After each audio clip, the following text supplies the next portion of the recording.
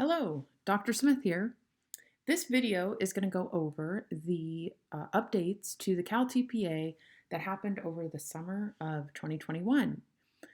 Some of you may have already been working on the CalTPA and you completed all of your work on the version 3 templates.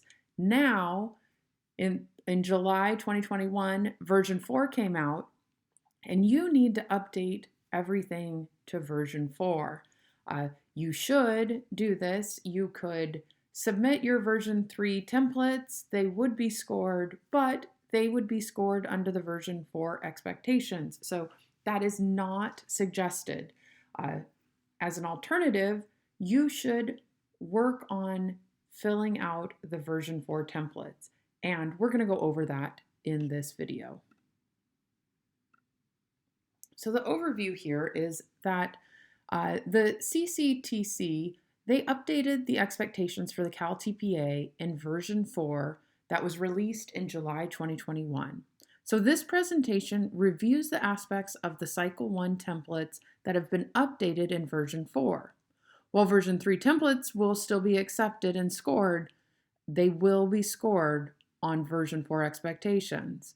So with a few adjustments to your prompt responses in each version 3 template, the new CalTPA version 4 expectations can be met.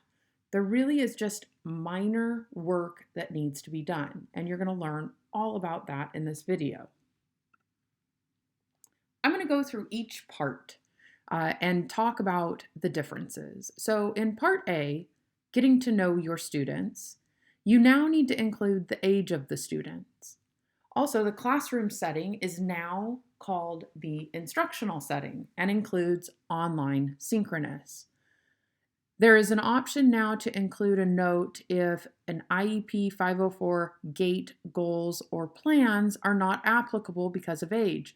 This tends to happen in the younger grade levels. And so when candidates were confused and not sure what to do, now there's some guidance on that because you don't necessarily have an IEP at a young age like TK through 3.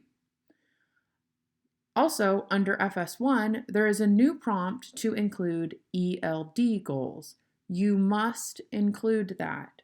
One of the most important things you can do in preparing for the version 4 expectations is add that ELD goal. This is one of the biggest changes. It's also where candidates get condition codes for not adding that to what they've written under the previous expectations. Now we switch to part B, the lesson plan template. That version is now a 4.1, and the version, you can always check your template. At the bottom in the footer, it will say the version. So in the lesson plan template, learning goals are now referred to as content-specific learning goals. And it is moved up in the lesson overview because California ELD learning goals was added after the ELD standards. So that's another part you're going to want to make sure that you fill in so you do not get a condition code. This is one of the biggest changes. I emphasize that because this is what people are really struggling with in the change. Under assessment / checking for understanding, how will you know students understand the content was changed and divided into 2 new prompts. So you've probably already written it. Now you need to look at your writing and separate it into the 2 prompts. The new prompts are, how will you know that content-specific goals are being met? And then the other prompt, how will you know that ELD goals are being met? Under structured student learning activities, a prompt was added. Based on student assets, what activities will FS1 and other English learners be involved in during the lesson to support, engage, and challenge their achievement of the ELD goals? Examples were also added to the grouping. So you will need to write a little more so you can address that new prompt. Under instruction to support learners, a footnote was added to describe any additional supports that you provide to FS3 that occur outside of the lesson being taught in Cycle 1. The last prompt is reworded to include individual students rather than specifying focus students. So if you have already written your work with version 3, if you're focusing, you're writing on the focus students, now you can add in individual students. Now part C, your lesson plan rationale. Student assets and learning needs prompt was reworded. Instead of your plan incorporating and building on students' cultural and linguistic resources, etc., the lesson plan incorporates, affirms, and validates students' cultural and linguistic resources, etc. So you are going to want to include ways that you are affirming and validating. This is new to this version. Including UDL was added to the instructional strategies prompt. You'll want to attend to that. Assessments was reworded, focuses now on how you will use informal assessments throughout the lesson to check students' understanding of the content taught. This is a switch from how the assessment checks for understanding to you checking for understanding. Under developmental considerations, you will explain how the lesson plan and informal assessments addresses developmental considerations. Informal assessments was added to that. Under focus students, there's an added prompt about focus student 1. Explain how the lesson plan supports progress toward their ELD goals.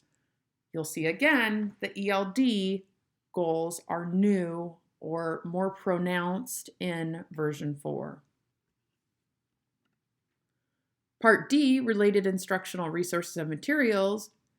No changes there. You can keep it exactly as it is. Part E, annotated video clips. A new annotation title was added, but it was splitting one of the version 3 titles into 2. So you will just need to separate out those annotations that you've written for version 3. If you're going to submit to version 4, separate them out. So now there's 5 annotations in total required.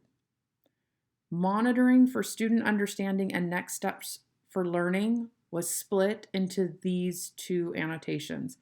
Monitoring for students' understanding of content, and then the other one is establishing next steps for students' learning of content. So you're going to go through the annotations you've written, separate them out to be for monitoring, and then the other one for next steps.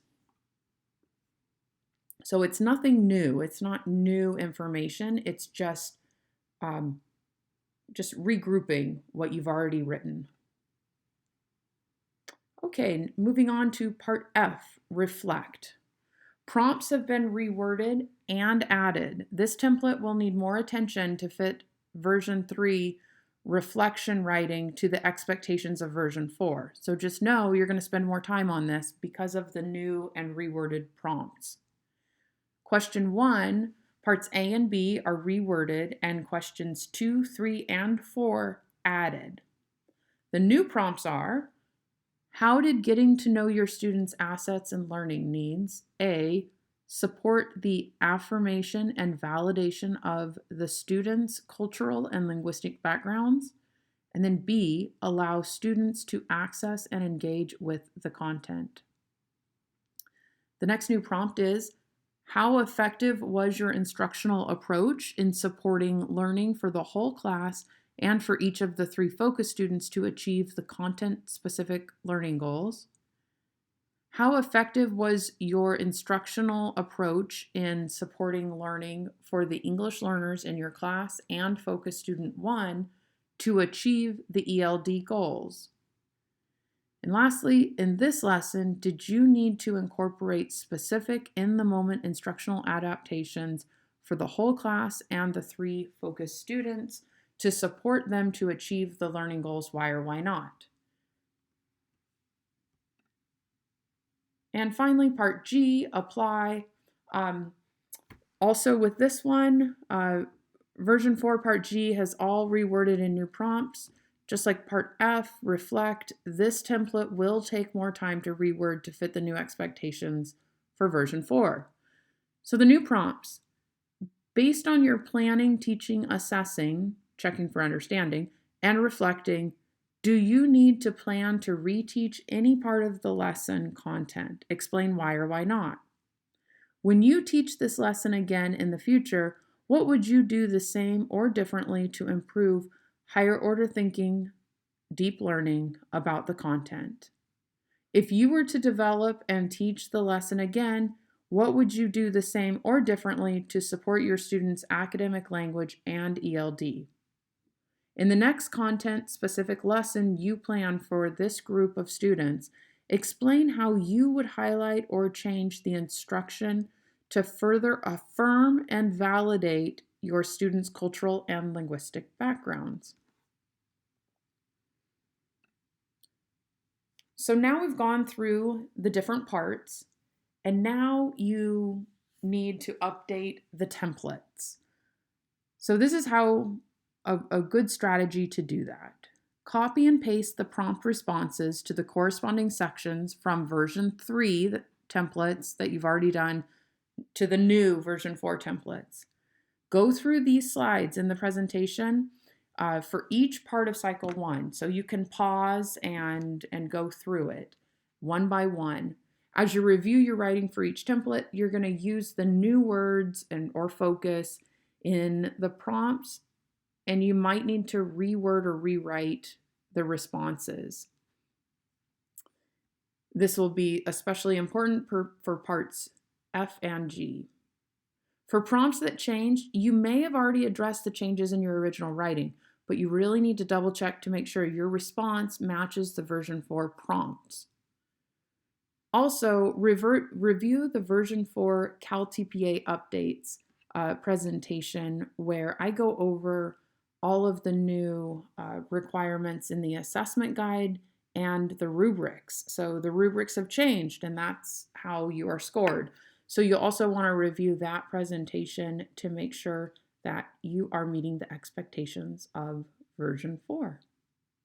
Well, I hope this is helpful and you are very close to being done. You've done the version 3. Don't worry that they now have a version 4. It just takes a few little editing moments and you'll be there.